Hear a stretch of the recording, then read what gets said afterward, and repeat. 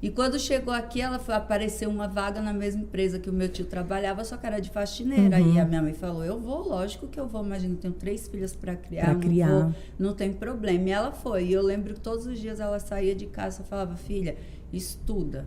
Se vocês querem que a vida melhore, estudem. É só isso que eu peço para vocês, para estudarem. Então, a gente tinha por obrigação estudar. E por mais que assim... E vocês estudavam em escola pública? Escola pública, a vida inteira estudamos em escola pública. A gente nunca estudou em escola particular. Então, quando ficamos adolescentes, tinha as festas, tinha aquilo, mas era aquela coisa, não pode faltar escola e ter que passar de ano, porque nós sentíamos, a gente via minha mãe sofrendo tanto, trabalhando tanto, uma luta, sabe? Para poder nos criar e ela só queria que a gente estudasse. Então, esse era o mínimo que a gente tinha que fazer, era estudar. E assim a gente fez. E depois, com muita dificuldade, eu comecei na faculdade.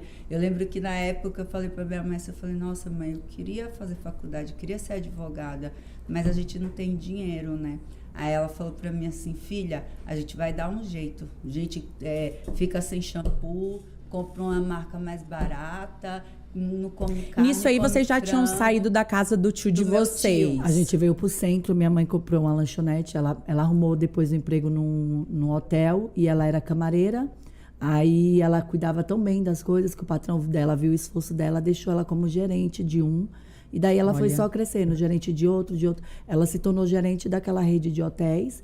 Aí depois de um tempo, acho que uns 14 anos, sei lá, 10 anos que ela trabalhou lá. Não, acho menos. Menos 5 ou 6. Mas ela trabalhou bastante tempo lá.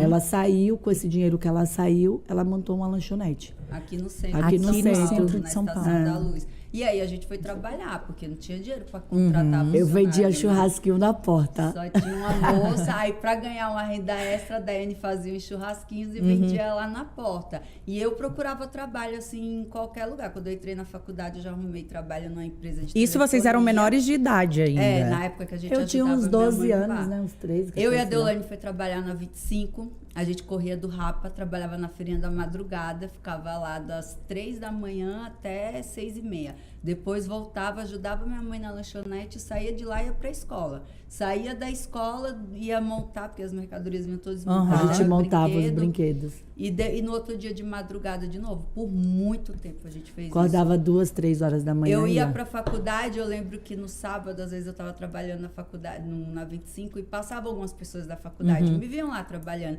Dizia, nossa, você trabalha aqui? Eu dizia, trabalho. Eu trabalho aqui. Qual que é o Correndo do Rapa, viu? Aqui. Meu coração faltava sair pela boca. Quando dizia o Rapa, eu já estava lá na esquina. Elas ficavam até, calma, Dani, calma. Eu dizia, vai dar derrame, eu vou morrer. Era muito... Paralelamente, a gente estudava. Sempre ali. Meu pai falava uma coisa, ele falava também, por eu vir de família pobre, né? Ele falava assim, minha filha, estude, porque o conhecimento é a única coisa que ninguém vai poder tirar de você. É seu. Ninguém consegue tirar de você, é seu. Eu costumo falar que o maior ato de rebeldia é estudar. Porque no país que nós vivemos, que a dificuldade é tão grande em adquirir conhecimento, em ter educação, o maior ato de rebeldia que se pode ter contra o Estado e contra qualquer coisa que você ache ingrata é estudar. Inclusive, eu virei advogada por isso.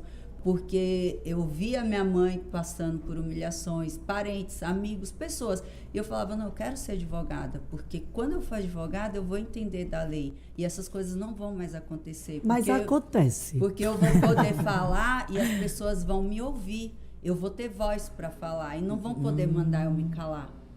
E foi por isso que eu segui a carreira de advogada, porque eu queria ser ouvida. Eu sabia que eu vim da extrema pobreza e que, para eu ter voz, eu tinha que ter conhecimento e saber do que eu estava falando. Então, por isso eu escolhi a faculdade de Direito. E aí foram difíceis, anos difíceis. Depois a vida foi melhorando, aí a gente foi... uma casou, a outra Como que a sua mãe conseguiu pagar...